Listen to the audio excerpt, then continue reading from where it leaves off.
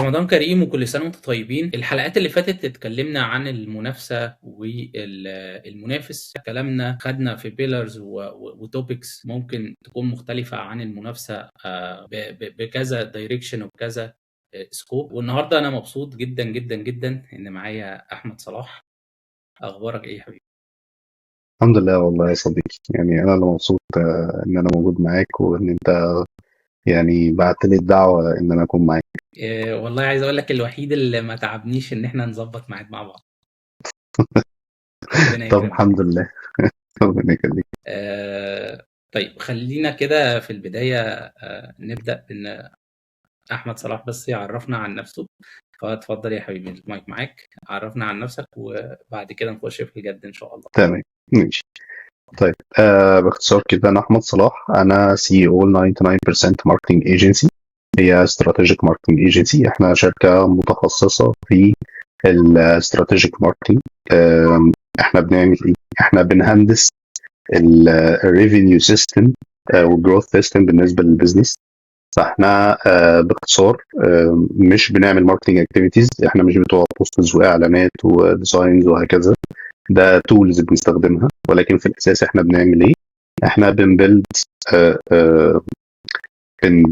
بنبيلد سيستم او ماركتنج سيستم فور بزنس جروث، من غير ما يبقى في اي حرق البادجت. ويمكن ده يعني باختصار حلو. اللي احنا بنعمله ك 99 يعني. بس وطبعا انا حاليا يعني الحمد لله خلصت ام بي اي، حاليا شغال في الدي بي اي. ده كده باختصار يعني. أنا أحمد أعرفه بالمناسبة بقالي 10 سنين، بس علاقة ديجيتال بحتة. آه، مؤخرا وبقالنا فترة كده نعرف بعض بشكل قريب أكتر.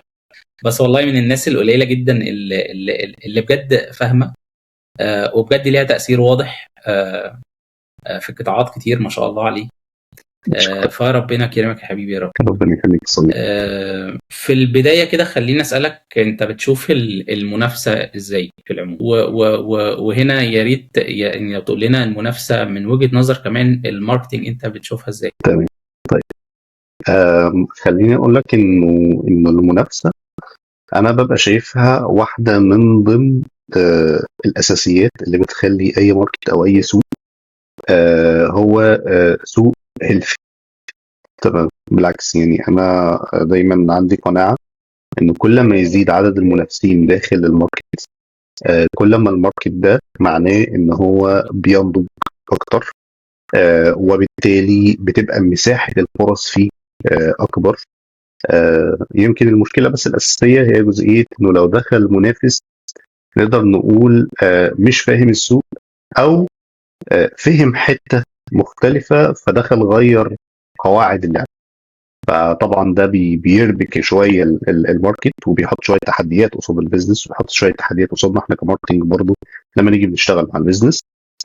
ولكن في الاول وفي الاخر انا بشوف ان كل ده طبيعي جدا، وبالعكس يعني ده حاجه من الحاجات الصحيه.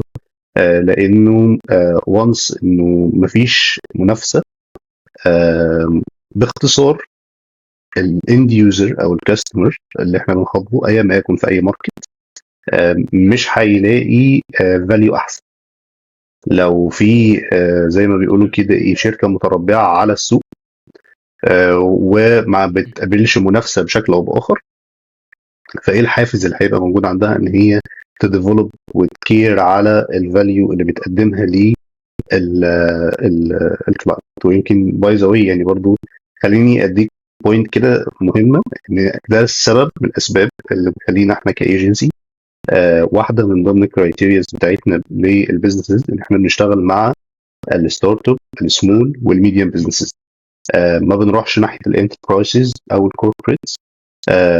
ليه؟ لانه هم اللي بيجوا لنا يعني في بعض الحاجات، بس احنا ما بنروح لهمش. ليه؟ لانه هم اوريدي حيتان زي ما بيقولوا. احنا عندنا قناعه بشكل او باخر انه احنا محتاجين انه اي ماركت علشان ينضج، اي اقتصاد علشان يكبر، محتاج انه يبقى فيه سمك كتير صغير. احنا بقى مهمتنا ان احنا نرعى السمك الصغير ده بشكل كبير عشان الاقتصاد في حد ذاته يعني. هل طبيعة المنافسة هنا بتفرق مع التعامل اللي أحمد صلاح هنا بيتعامل بيه مع المنافسة نفسها، ولا لا؟ هو زي ما أنت قلت كده، ممكن المنافسة هي جزء كبير أصلا من تشكيل الاقتصاد بشكل عام، وتشكيل السوق إن هو ياخد شكله الطبيعي. فلا، هو أنت بتتعامل مع المنافسة ك اكس زي واي زي زد. فهنا هل في شكل معين انت بتتعامل فيه، او اطار معين انت بتتعامل فيه مع المنافسه، ولا بشكل شخصي؟ لا، هو بشكل شخصي بالعكس، انا ببقى شايف ان المنافسه الاطار اللي انا بتعامل فيه هي جزئيه ايه الفرص اللي ممكن تبقى موجوده ما بيني وما بين المنافس. يعني خلينا اديك مثال على الايجنسي عندنا مثلا. اغلب اصدقائي في المجال هم يعتبروا بشكل او باخر منافسين، لان هم برضو شغالين في الاندستري وهم برضو عندهم ايجنسيز. بس الفكره في الاول وفي الاخر ايه؟ انه في مساحات مشتركه بنتعاون فيها في اوقات كتيره جدا، بتساعدنا احنا الاثنين. ابسط مثال مثلا، بنيجي في اوقات احنا بيبقى داخلين على بروجكت، وده حصلت مع اكتر من حد يعني من اصدقائي، ويعتبر زي ما بقول لك منافسين. نخش على بروجكت ده ضخم حلو، ورحم الله امرئ عارف قدر نفسه. انا عارف ان انا هقدر ادير البروجكت ده، بس الريسورسز اللي محتاجه البروجكت ده مش متوفره حاليا، وعشان اوفرها محتاجه وقت، والوقت ده مش متاح معايا. فايه ابسط مثال؟ ان انا ابدا اروح لمين؟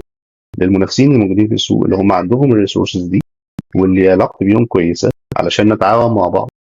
انا اكسب وهم هيكسبوا برضه. فعشان كده انا بقول لك انه بتبقى ميزه قويه جدا ان كل ما يبقى في كومبيتيتورز اكتر، والاهم من ده انه يبقى انت عندك علاقات كويسه مع جزء من الكومبيتيتورز بتوعك. يعني اكيد طبعا مش تبقى علاقتك كويسه مع كل الكومبيتيتورز، لان مش كل الكومبيتيتورز هيبقوا فاهمين البرسبكتيف ده، ومش كل الكومبيتيتورز هيبقوا على ذا سيم فاليوز بتاعتك. ولكن على الاقل الكومبيتيتورز اللي انتوا في ما بينكم ارضيات مشتركه، تقدروا تتعاونوا مع بعض في شغل كتير جدا، وتقدروا زي ما بيقولوا كده انتوا تعملوا تكتل داخل الماركت يكبركم انتوا الاثنين سويا يعني. عايزك كده تاخدنا معاك في قصة حقيقية ممكن تكون حصلت معاك مع نوع منافسة معين في خلال مسيرتك بقى كلها، مع كيان معين انت كنت شغال معاه، او مع اس ام اي او ستارت اب، من خلال بقى الايجنسي عندك، او من خلالك انت بشكل شخصي. وتحكي لنا بقى عن الرحلة دي، وقراراتك فيها كان وقتها عاملة ازاي، وأثرت على اللي حصل فيما بعد بشكل عامل ازاي برضه. طيب، خليني كده هقول لك الرحله دي مشيت ازاي. بص، هو احنا كان جزء زي ما انا كنت بقول لك انه في جزء كبير من المنافسين هم اوريدي احنا بنلاقي ارضيه مشتركه وبنشتغل مع بعض في حاجات كتير، وده اللي خلانا بمعنى اصح ان احنا نقدر يبقى عندنا مساحه ان احنا نتوسع اكتر في بشكل ديموغرافيك يعني شغل عندنا في الامارات كان حصل فيه توسع كبير. ليه؟ لانه كان في ايجنسي كانت بتقدم تقريبا ذا سيم سيرفيسز، ولكن هي كانت بتعتمد على تيم ان هاوس. وبعد كده حصل ان هي عندها جروث بشكل كبير من الاكونتس. اتعرفنا على بعض وقتها، الكلام ده كان في 2019. اتعرفنا على بعض وقتها وقلت له طيب ما خلينا نتفق، وانا كده كده عندي كباستي، ما تجيب الشغل ده عندي وكده كده هيطلع باسم. اشتغلنا مع بعض فعلا فترة كويسة جدا، وحققنا فعلا ارقام عظيمة في خلال الفترة اللي احنا اشتغلنا فيها سويا. الفكرة ان هو الوين وين سيتويشن بيتخلق وانس ان انت تبقى اوبن للنوع ده من البارتنرشيبس او الشكل ده من الشراكات.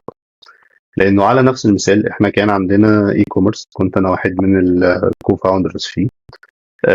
الاي كوميرس ده كان بيجيب منتج معين، وكنا عاملين زي نوع شراكه مع احد الموردين يعني، ولكن المورد ده كان الايد الثانيه مش المستورد الرئيسي. فاحنا لقينا وعرفنا بشكل او باخر نوصل للمستورد الرئيسي، ولقينا ان احنا عندنا مساحه ان احنا ناخد المنتج ده من المستورد الرئيسي ونقدر ان احنا ندخل بيه الماركت بشكل كويس، و والمورد اللي هو السكند هاند ده عنده منتجات تانية احنا محتاجينها.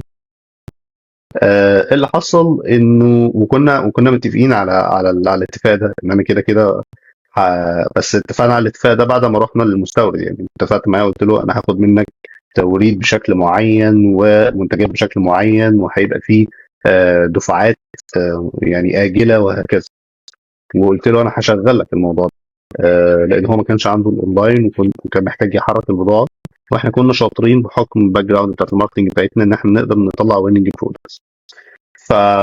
فبالتالي اللي حصل ان هو بشكل او باخر يعني، وانت عارف انه اي سوق عموما هو بيبقى سوق صغير، عارف ان احنا المنتج ده بالتحديد بناخده من المستورد، وهو ده المنتج الوحيد اللي بناخده بره عنه. يعني في منتجات كتير بناخدها منه.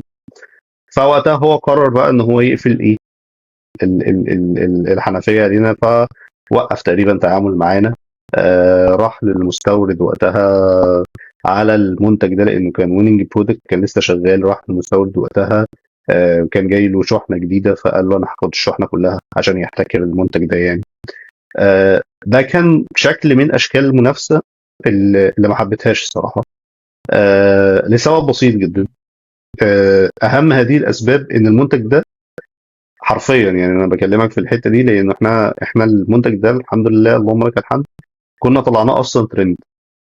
يعني المنتج ده احنا طلعناه ويننج، هو كان مرفرط في السوق، طلعناه ويننج ليه؟ عملنا يعني ماتش ميكنج، بمعنى انه هم كانوا منتجين منفصلين، احنا جمعناهم مع بعض، ادينا لهم اسم لطيف، طلعناهم وابتدى ان هو يشتغل.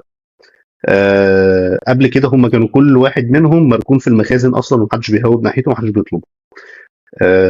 وابتدى ان هو يحقق مبيعات مره والتانيه ونعمل منه ريستوك، وكان السوق مش احنا بس اللي كنا شغالين، كان في طبعا المنافسين بتوعنا لما ده ويننج برودكت ابتدوا ان هم ينزلوا وياخدوا من المنتج ده وهكذا. اللي حصل انه لما هو اخذ البرودكت ده كان خلاص، وده بقى يعني كان قرار مش احسن حاجه، انه البرودكت ده اصلا في اللايف سايكل بتاعه كان خلاص هو رايح لنهايته، لانه كان تشبع بمعنى اصح، او الماركت كان تشبع يعني. طبعا البضاعة دخلت عنده، اتركنت في المخازن، قعد فترة مش عارف ان هو يصرفها. فهي الفكرة ان هو على كل الاحوال انت عطلتنا، وضريت نفسك. تمام. لسبب انه في الاول وفي الاخر انت عايز تكسب كل حاجة، وده مش منطقي وده مش موجود. مفيش حاجة اسمها منافس عايز يكسب كل حاجة. تمام. وما ينفعش انه يبقى انت داخل في السوق يبقى اسمك في السوق عايز تكسب كل حاجه. ف... فدول قصتين من اشكال المنافسه باشكال مختلفه. قصه حققنا فيها سكسس ستوري كويسه، قصه كان المفروض نحقق فيها سكسس ستوري لولا انه المنافس كان نقدر نقول يعني عارف اللي هو دايما في الاسواق بتاعه المال يقول لك اللي بيحرك الاسهم الطمع والخوف. اول لما تخاف تبيع السهم، اول لما تلاقي الاسهم قيمتها بتزيد تطمع فتشتري اكتر. انت فاهمني؟ اول لما تكسب تطمع فتشتري اكتر. فهي نفس القصه، فهو حركوا الطمع، والطمع في الاول وفي الاخر حرقنا معاه. والله انا عاجبني القصتين جدا، وعاجبني القصه الاولى اللي ليها علاقه بشكل منافسه ممكن يكون مختلف، ليه علاقه بالوين وين اكتر. وده مختلف شويه عن كونسبت المنافسه اصلا، او هو سكوب مختلف، بلاش نقول كونسبت مختلف، هو سكوب مختلف او منظور مختلف ممكن نبص عليه من المنافسه نفسها. ممكن نخلق منظور يعني ممكن يكسبنا كلنا. والمثال الثاني او القصه الثانيه اللي ممكن منافسه صعبه شويه، بيبقى فيها قرارات كلها اجريسيف طول الوقت.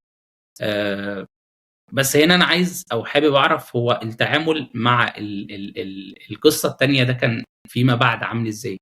يعني فيما بعد ان المورد هنا خد الكميه كلها من المستورد، وخد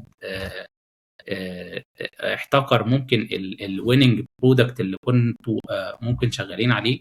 فكان التعامل بعد كده عامل ازاي؟ او هل هنا طلعنا برودكت تاني مختلف ولا ايه اللي حصل بالظبط؟ طلعنا ببرودكتس تانية مختلفة، بس الاندستري اللي احنا كنا شغالين فيها في الاي كوميرس السبلاي تشين بتاعتها رخمة شوية، وحجم تنوع المنتجات اللي فيها هي كانت ادوات منزلية، يعني صواني وسكاكين وحلل وكوبايات ومجات. فانت متخيل طبعا حجم التنوع الكبير في المنتجات مش طبيعي. وفي نفس الوقت عشان تطلع بويننج برودكت انت بتحتاج هيفي ستادي بمعنى اصح، ومحتاج تيستنج كتير وبادجت كتير. احنا كنا يعني ما كناش لسه طلعنا البايب لاين الويننج برودكت تاني، وهو جه عمل اللي عمله ده، فطبعا ده اثر علينا بشكل كبير، لانه عطلنا في فتره ما كانش فيه اوردرات بتطلع، وكنا بنعمل تيستنج عشان نطلع بويننج برودكت. طبعا طلعنا بويننج برودكتس تانية، بس لقينا انه الهاسل بتاع الاندستري دي، لو انت ما عندكش كونكشنز كويسه مع التجار، او لو انت مش قادر توصل بقى لتاجر، يعني نقدر نقول ان هو عنده الاثكس والاخلاقيات اللي تخليكوا ان انتوا الاثنين تبقوا بتكبروا سويا، فانت مش هتقدر انك تكمل فيها. والصراحه ما كانش عندنا، يعني كنا وصلنا كده للقرار احنا والشركاء انه يعني محدش فينا كان عنده المساحه ان هو ينزل يبني العلاقات او الكونكشنز دي مع التجار تحت. فعشان كده وقتها يعني قررنا ان احنا نوقف البروجكت يعني.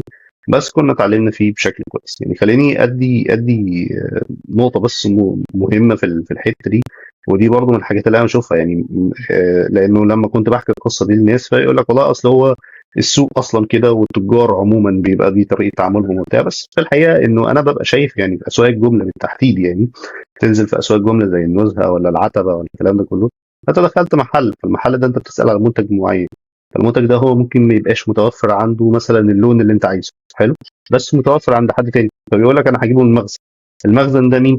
هو محل تاني جنب منه، تمام، هو يعتبر منافس ليه، بس في الاول وفي الاخر هو موجود عنده، فبيروح يجيبه من عنده بعد كده بيحاسبه. فالقصد انه طالما العلاقه كويسه هما الاثنين بيبيعوا. ما هو انا زي كاستمر، لو انا كاستمر عنده ممكن ابقى كاستمر عند التاني، بس هي الفكره ان هما بيشغلوا بعض ومتفاهمين انه في الاول وفي الاخر دي مش مش طبقه صغيره، التجار الكبار هم متفاهمين في الاول وفي الاخر ان هي رزق بتاع ربنا. مش كده كان زمان واحده من القصص اللي كنت بقراها عن التجار زمان، يعني كان يقول لك انه في اخلاقيات الاسواق عند المسلمين في التجاره، ان انت لما بتفتح المحل بيبقى كان في علامه كده ان هو بيحط كرسي بره المحل. طول ما هو حاطط كرسي بره المحل يبقى هو لسه بالبلدي كده وبالمصري ما استفتحش، يعني لسه ما باعش اي حاجه. فلو انت داخل تشتري من عنده منتج، فهو بيقول له، وهو يعني انت لو جيت تشتري من عندي وانا اوريدي عملت اول بيع عليا، وعارف ان جاري لسه ما عملش بيع وعنده المنتج ده، فانا اقول لك لا، هو روح اشتري من عند ايه؟ من عند جاري. دي كانت الاخلاقيات. ليه؟ لانه في الاول وفي الاخر عارفين ان الرزق بتاع ربنا، واحنا كلنا نحب ان احنا نكون بنشتغل.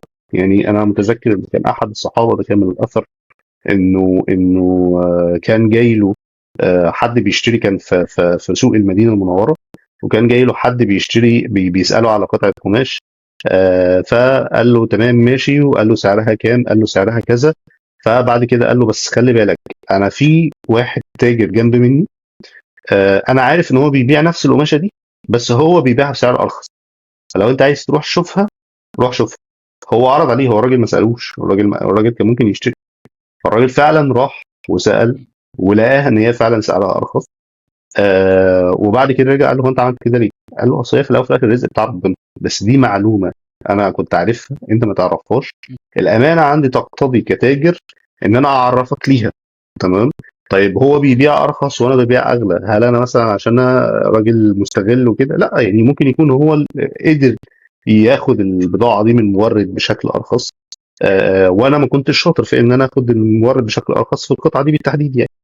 ف... فدي كانت واحده من القصص الشهيره جدا في الاثر في سوق المدينه، من تجاره ما بين الصحابه او تجاره بين الصحابه.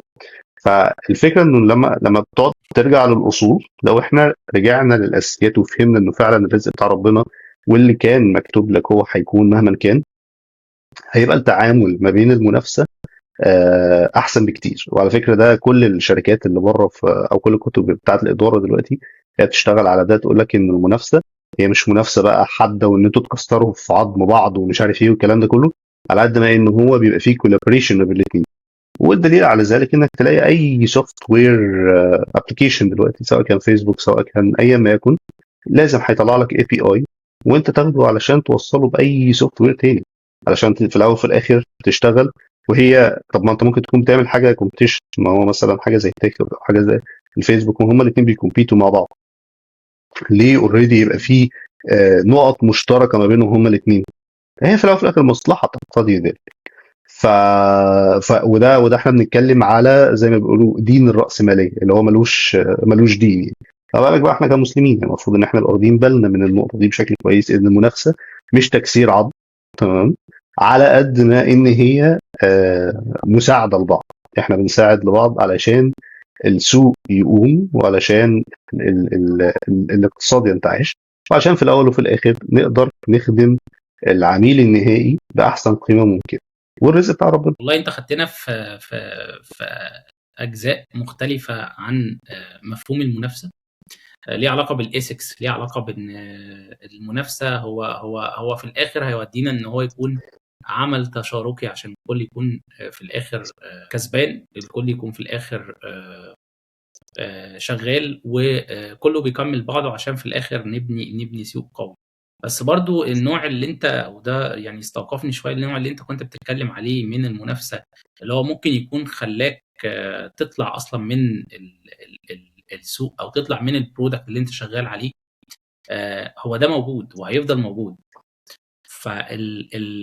برضه هنا التعامل الصح فيه ايه؟ يعني هو النوع التاني او الجزء التاني اللي انت خدتنا منه ليه علاقه بالايثكس وليه علاقه بان المنافسه هو جزء تشاركي، هو دي حاجه جميله، ولو بتحصل دايما هو كده كده كله كسبان، فمفيش حاجه هنا ممكن تكون مشكله. انما المشكله بقى بتحصل لما النوع التاني ده هو اللي بيظهر. فهنا التعامل معاه ازاي، والتعامل معاه هنا من جزء الماركتنج بقى اكتر، ممكن يكون الحل الامثل ليه ايه؟ طيب بص، هي الجزء بتاع يعني خلينا نتكلم التعامل معاه في الجزء بتاع الماركتنج. التعامل معاه بشكل او باخر هي جزئيه ان انت رقم واحد، اول استراتيجي تحاول تعملها انك تتجنبه او تبعد عنه، تمام، ما تقربلوش اصلا، تمام، لانه هو بيبقى توكسيك كومبيتيتور، فهو داخل يحرق، عارف اللي هو عليا وعلى اعدائي، فهو هيبقى في الاول وفي الاخر داخل يعني هو ده فعلا السيناريو اللي تم بالظبط.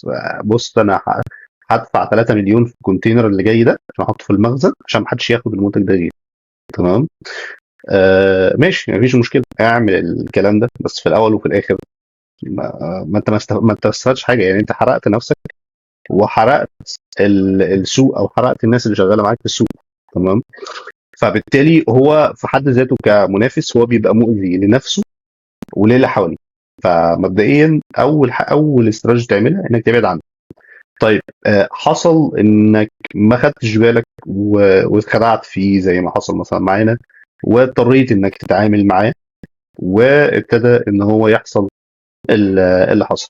طبعا احنا كانت المشكله الاساسيه ان احنا كنا دي كانت بدايتنا، يعني دي كان اول ديل نعمله مع تاجر، ونعمل ديل مع بعض ان احنا هنبقى الاونلاين ستور، وان احنا هناخد منك كميات، وان احنا اوريدي نقدر نطلع، قول لنا ايه اللي عطلان عندك واحنا هناخده ونعمل عليه ستادي ونطلعه ويننج برودكت والكلام ده كله.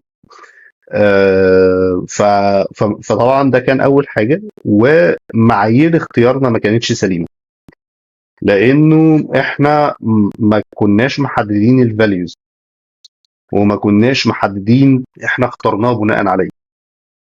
فاحنا اللي اخترناه بناء على ايه؟ على ان احنا لما دخلنا نشتري لقيناه ان هو صاحب المكان او صاحب القرار وبتاع، وانه ايه نقدر ان احنا نتعامل معاه على طول. بس ده كان الموضوع، او ان احنا سحبنا مرتين ثلاثه، انا مش متذكر بالظبط، اعتقد ان احنا سحبنا منه كذا مره يعني، تمام. وبالتالي هو سالنا ومش عارف، وقعدنا دردشنا مع بعض، فتحنا كلام، ففي اول قعده قدمنا المقترح ومشينا في الجزئيه دي. ما اديناش نفسنا فرصه ان احنا نفهم اصلا هل النوع ده من الشراكه هتمشي ولا لا. طبعا لما ده حصل غلطنا الغلطه الثانيه، هي جزئيه ان احنا اعتمدنا على ده، ما رحناش لموردين تانيين، او ان احنا سعينا لانه يبقى عندنا فوليوم مختلف. بدل ما عندي مورد يبقى عندي 3 او 4 تانيين. تمام. علشان لو واحد فيهم عمل حركه زي كده انا ما اقعش، يبقى انا عندي ال3 التانيين اوريدي ايه يقدروا يسندوني. ف... فدي كلها كانت اخطاء. اول حاجه تتجنب. تاني حاجه، لما تيجي تتعامل مع المنافس ده باي شكل من الاشكال، محتاج لو انت رايح فيه زي ما احنا قلنا كده، لو انت رايح كولابريشن ورايح وين وين سيتويشن، فانت محتاج رقم واحد اصلا تتاكد ان انتوا on the same values. تمام. لانه في اوقات مثلا هو ممكن يبقى بيهمه جدا جدا جدا المكسب، بغض النظر انه المنتج ده كويس ولا وحش. انت ممكن تبقى بيهمك جدا الفاليو، ان القيمه بتاعت المنتج اصلا تبقى ليها قيمه فعلا. تمام. مش المكسب. فبالتالي انتوا الاثنين هتوصلوا في مرحله مش هتتفقوا، وهتختلفوا اختلاف جامد، وفي الاول وفي الاخر هيتاثر عليكم انتوا الاثنين. فانت لازم تبقى فاهم القيم اللي ما بينكم، هل هي مشتركه، هل انتوا عندكم ذا سيم اوبجيكتيف بمعنى اصح ولا لا. ده رقم واحد. ورقم 2، وانس ان انت قلت ده كده تمام، هتبدا تتست معاه طبعا. بس الاهم من ده ان انت تنوع، ما تعتمدش عليه هو لوحده. ودي دايما بتبقى من القواعد الاساسيه لما تبقى انت بتيجي تشتغل في جزئيه. يعني من الحاجات اللي احنا اتعلمناها ان انت از ايجنسي، مثلا لو انا بتكلم از ايجنسي، ما ينفعش انه يكون الريفينيو بتاع الايجنسي بتاعي 70% من الريفينيو جاي من كلاينت او اتنين. لان لو واحد منهم وقف لاي سبب من الاسباب، ده معناه ان انا هتهز ماديا هزه كبيره جدا، وهتاثر بشكل كبير. نفس القصه، ما ينفعش ان انا لو انا اي كوميرس يبقى السبلاي تشين بتاعي معتمده على مورد واحد او موردين. طب لو واحد فيهم عطل ما عرفش يجيب بضاعه، تمام، انتوا الاثنين شديتوا في خناق بعض، فوقتها هتتاثر بشكل كبير. انت هتبقى نص السبلاي تشين باور بتاعتك اصلا ما بقتش موجوده. فمهم جدا ان انت تدرسها بشكل مظبوط، وان انت يبقى عندك تنوع مناسب. وطبعا قبل ده كله التنوع ده اصلا يبقى بت بت بتعمل تشيك ليست كده للفاليوز اللي انت مستني ان هي تبقى متوفره عند الكومبيتيتور اللي انت رايح تعمل معاه بشكل او باخر نوع من انواع الكولابوريشن. والله انا بشكرك يا احمد على الحلقه الجميله دي، حلقه دسمه جدا جدا. فورمات الحلقه المفروض 15 دقيقه، احنا دخلنا في 30 دقيقه، فربنا يكرمك. اتمنى ان ده يكون كله في ميزان حسناتك ان شاء الله، وان شاء الله الناس اللهم امين.